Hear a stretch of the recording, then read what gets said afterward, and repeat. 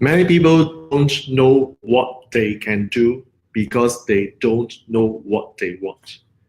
Many people actually can't tell you what they want because in the first place they're unclear with what they want.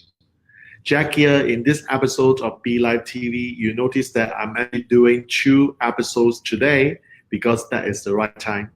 I know why. Because right now I am going to share with you a very, very important message. That is, you must be absolutely clear with what you want before you ask other people to help you. Now, let me give you a scenario here. Suppose you have the idea of becoming successful. Okay, so this is a pretty abstract idea. You know exactly what you want, right? To be successful. However, the question is, take this question a little bit deeper. What do you want to be successful for? So do you want to be successful like me as a speaker, as an author, as a podcaster? Or do you want to be a successful parent? So you got to be very specific. The reason why you need to be specific is that when you ask for help, you are then in a position to help the person who can help you understand what you want and provide the solution to solve your problem. Now, many people who are entrepreneurs, they are successful because they know they are the solution provider to their audiences to help the audiences solve their problems. And they know exactly what the audience's problems are, which is why it makes the entrepreneur a lot more effective. So many times an entrepreneur, especially those beginners one, and they say, wow, you know what? I'm very good at particular skill. I can help every single one. Guess what will happen? They can't help anyone because they do not have a clear goal with what they want. They do not know who exactly are the group of people they can help. So for example, I always use my example. That is, I serve target audience between age 21 and 34, men most of the time.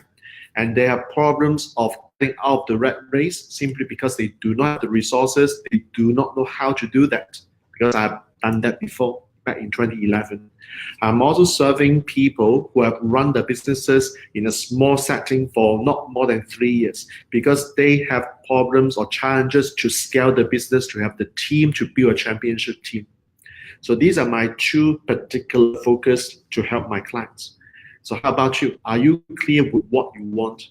Because next time, before you ask someone to help you, if your question is not specific, guess what will happen?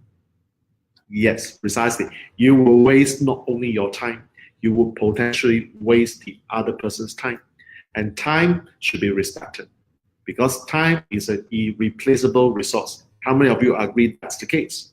So my challenge to all of you is next time, before you ask help from other people, be specific with what exactly you want. Like if you ask, I remember one time my participants, my students actually asked my mentor question. My mentor in the end didn't answer the question. So I have a debrief with my student as regards to why my mentor didn't ask the question or didn't answer the question. So you know why? Because the question is too broad. The question is too broad. That's right. It's so broad that my mentor has chosen not to answer the question simply because it will take up a lot of time. So next time, if you have a very big question, break it down into smaller steps and ask question in a smaller scale so that you can get the answer a lot faster. Or perhaps when you get the answer to the first question, you would know the answer to the second, to the third question that you don't even need to ask these questions. How many of you agree that that will help you save a little bit of your time? And therefore, the art of asking questions is something that I firmly believe that a skill set that we miss in school. Like the school never teaches us how to ask questions properly. So sometimes we ask questions which is so vague that or what do you want the other guys to answer? Or how do you want the other guys to answer? So learn how to ask specific questions. And in coaching, we believe one thing: the moment you can ask a question, the presupposition is that you already know the answer. That is our presupposition. But that would still be not true if your question is framed in such a way that it's too broad, so blurred, it's unclear. So my job is to help you clarify. So next time, if let's say you decide to ask a question, ask yourself the question back to you, whether you can answer your own question. Because if you can't, potentially and quite probably, the other person will not be able to answer the question. So you want to break it down into smaller pieces so that you can get the answer faster, easier, and better. And how many of you want to be a brilliant question asker?